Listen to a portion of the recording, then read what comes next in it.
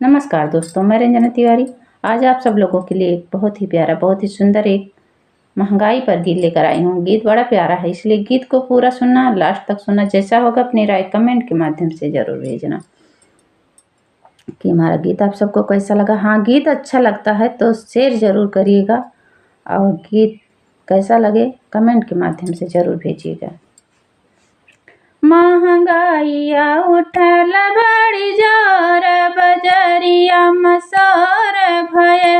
महंगाइया उठल बड़ी जोर, बजरिया मसोर भये। महंगाइया उठल बड़ी जोर, बजरिया मसोर भये। नाही मोर घरवा में माटिया क चूल्हवा, नाही मोर घरवा में माटिया क चूल्हवा। महंग भय पियवा गैस सिलेंडरवा, नाही मोर घरवा में माटिया क चूल्हवा। महंग भय पियवा गैस सिलेंडरवा। अब लकड़ी कै करव इंतजाम, बजरिया मसोर भये। अब लकड़ी कै करव इंतजाम, बजरिया मसोर भये। सिलेंडरवा कै माची है तूफान, बजरिया मसोर भये। सिलेंडरवा कै माची है तूफान, बजरिया मसोर भये। महंगाइया उठल बड़ी जोर, बजरिया मसोर भये। सबरे होटलवन कै बढ़िगा मिजाज हो, सबरे होटलवन कै बढ़ला मिजाज हो। 10 कई चाहवा तभी से माँ बिकाय हो। सबरे होटलवन कै बढ़ला मिजाज हो।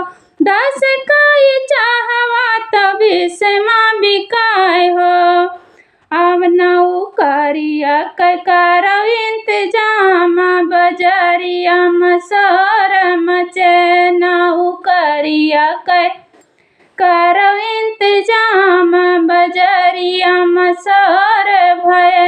सिलेंडरवा कै माची है तूफान, बजरिया मसोर भये।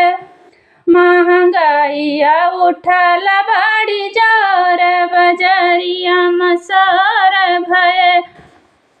महंगाइया उठल बड़ी जोर, बजरिया मसोर भये। नाही मोर पियवा हो घर मारसनवा, नाही मोर पियवा हो घर मारसनवा। कैसे करवा हो पिया इंतजामवा, नाही मोर घरवा में बटै रसनवा। कैसे करवा पिया हो इंतजामवा। देश में मचल हाहाकार, बजरिया मसोर भये।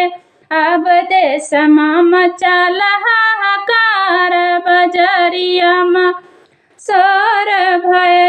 सिलेंडरवा कै मचल तूफान, बजरिया मसोर भये।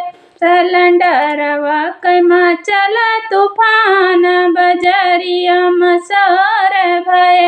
महंगाइया उठल बड़ी जोर, बजरिया मसोर भये। महंगाइया उठल बड़ी जोर, बजरिया मसोर भये।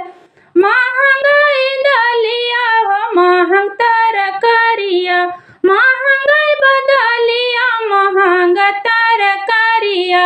देश विदेश मठन लड़ाइया, महंगाई बदलिया महंग तरकारिया। देश विदेश मठन लड़ाइया। सिलेंडरवा कै मचल तूफान, बजरिया मसोर भये। अब भये हाय लोग परेशान, बजरिया मसोर भये। भायला सब लोग परेशान, बजरिया मसोर भय महंगाइया उठल बड़ी जोर, बजरिया मसोर